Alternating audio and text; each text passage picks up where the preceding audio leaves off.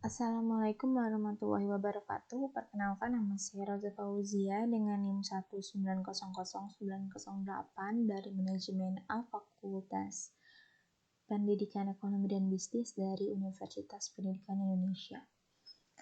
Sekarang saya akan mencoba mengerjakan soal ini. Saya mempunyai satu soal. Ini soalnya saya akan menggunakan ANOVA, Analysis of Variance, dengan aplikasi SPSS. Jadi saya punya soal ini.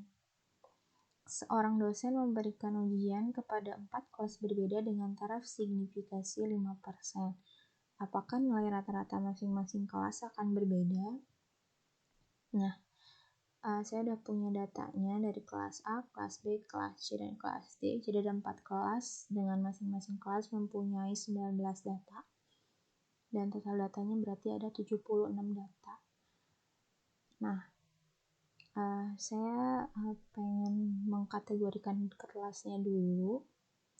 Ke kelas A saya kategorikan jadi 1, kelas B 2, kelas C 3, dan kelas D 4. Nah, jadi saya bikin tabel, terus ini ada nomor, kelas, dan nilai. Nah, kelasnya kita masukin 1 dulu untuk kelas A, dan kita masukin nilai dari data yang tadi di sini. Ya, data dari yang tadi di sini kita masukin ke sini, terus pas di ini kelas yang kategorinya 2 kita masukin nilai yang kelas B, dan seterusnya sampai semua datanya masuk ke sini sampai kelas D gitu ya, kelas D sama kelas C. Nah, kalau udah kayak gini kita bisa buka SPSS. Nah, jadi ini awal SPSS akan kayak gini, dan ini bakalan kayak gini. Kalau misalnya kita klik X, mereka nanti bakal kayak gini, dan nanti kita masukin kayak gini. Nah, jadi desimalnya kita bikin 0, dan labelnya kita kasih yang X itu kelas, dan yang Y kita kasih nilai. Nah, untuk yang X value-nya kita masukin kayak gini. Nanti di value-nya ini 1 kelas A, labelnya kelas A. Kita tulis kelas A, kelas B, dan kelas D. Nanti kita bisa di-add langsung kayak gini jadinya. Ya.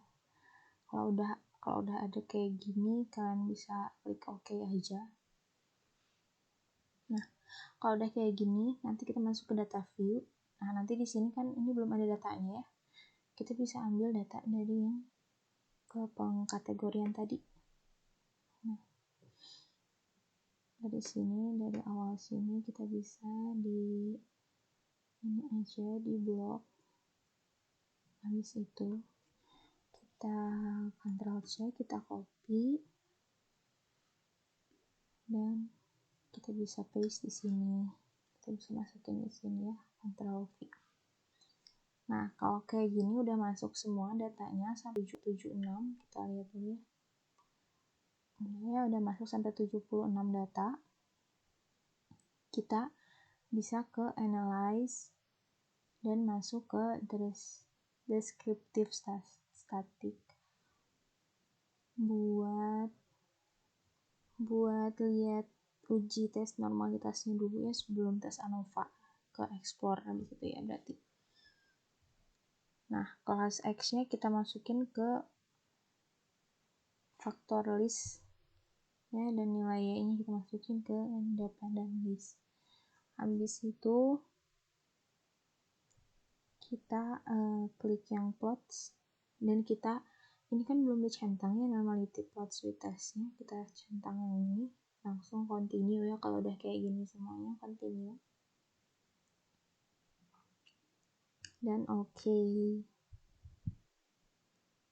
Nah, nanti dia bakal ada hasil uji tes normalitasnya.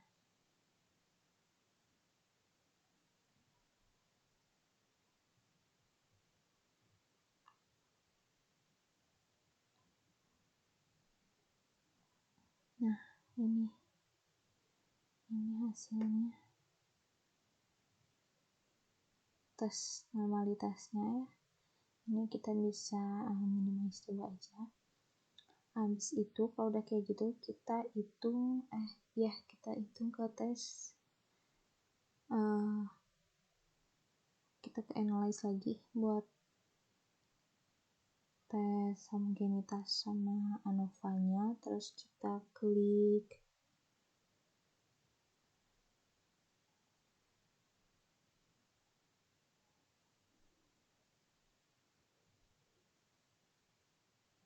compare means ya, terus ke one way ANOVA. Nah, kelas X nya kita masukin lagi ke factor list dan nilainya ke dependent list. Habis itu kita ke post hoc dulu. Nah, dan kita pilih yang tuki ya di sini. Dengan signifikan levelnya 0,05 ya, karena tadi di soalnya signifikasinya 5%. Kita klik continue, terus kita klik option, dan kita pilih descriptive dan homogeneity of variances. Terus kita continue. Kalau udah, baru kita klik OK. Nah, baru dia bakal kasih lihat tabelnya, hasilnya dari data yang tadi. Nah, ini hasilnya. Data yang tadi rata-ratanya itu 83,54 dengan standar deviasi 8,930 dan minimumnya 67 sama maksimumnya 98. Nah, ini udah disatuin sama tes yang pertama, normalitas, homogenitas dan ANOVA-nya tadi udah satu ini semuanya hasilnya. Dan ini tuh, ini tes homogenitasnya signifikannya lebih dari 0,05 ya.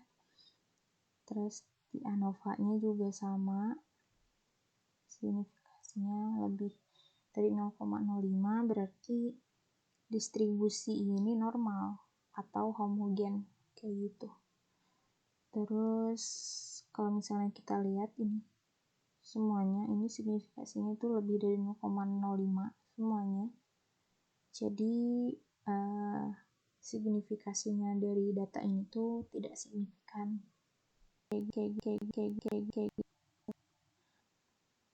Jadi kalau misalnya saya bisa simpulkan nilai data kelas ABCD itu semuanya sama, sehingga perbedaan rata-rata nilai secara deskriptif berarti tidak signifikan. Seperti itu mungkin segitu saja penjelasan dari saya. Mohon maaf apabila kurang bisa dimengerti atau kurang jelas, karena saya masih sama-sama belajar di sini. Terima kasih atas perhatiannya. Sampai jumpa.